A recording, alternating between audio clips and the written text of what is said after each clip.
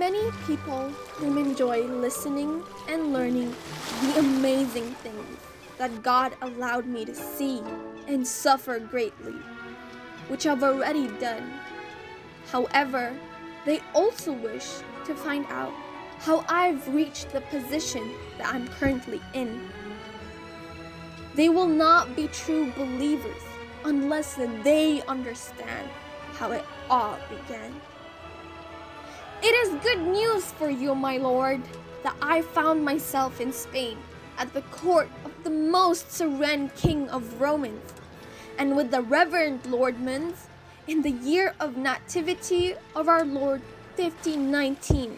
Francis Cheragato, apostolic protonotory and ambassador of the Pope Leon X, arrived at the bishopric of Aprutino and the principality of Thermo by reading a lot of books, and by reports, and the said notary was conversed by the well-informed persons.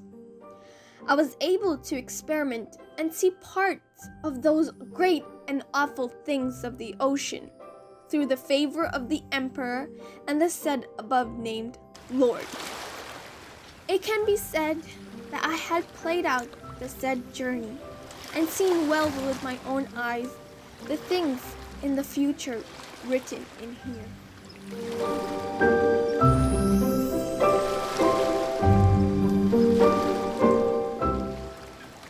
Finally, after all the provisions, the vessels were in order. The Captain General, a righteous man who is careful of his honor, would not begin his voyage without making some relevant ordinance first, such as wearing suitable sea outfits for those who are going to the ocean. Nevertheless, did not announce his plans on making the voyage, so that his men would not hesitate to accompany him throughout the making of the voyage. As he had undertaken in his intention, considering the impetuous storm which are on the ocean sea, where I wished to go, and for another reason also, that the master and the captains of the other ships of his company did not love him. Of this I do not know the reason, except that the Captain General is a Portuguese, and that they were Spaniards and Castilians who are on a long time have been in a rivalry with one another. He published written ordinance to each master of the ships who follow him, so that his ships should not separate from one another during a storm, and he commanded to them to observe the inviolable kept, unless there were great and legitimate excuses and appearance of not have been able to do. On the 20th day of September 1519, Magellan and his crew set sail from St. Lucar, and 6 days after, they arrived at an island of Great Canaria, named Tenerife. They stayed there for 3.5 days to collect some things they need and want.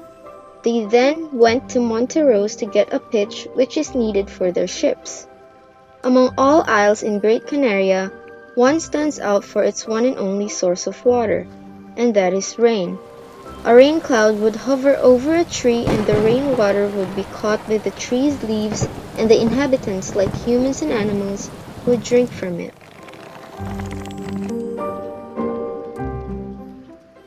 Saturday, the 16th of March, 1521, we arrive at daybreak in sight of a high island 300 leagues distant from the before-mentioned Thieves' Island. This isle is named Zamo. The next day, the Captain General wished to land at another inhabited island near the first, to be in greater security and to take water. Also to repose there a few days.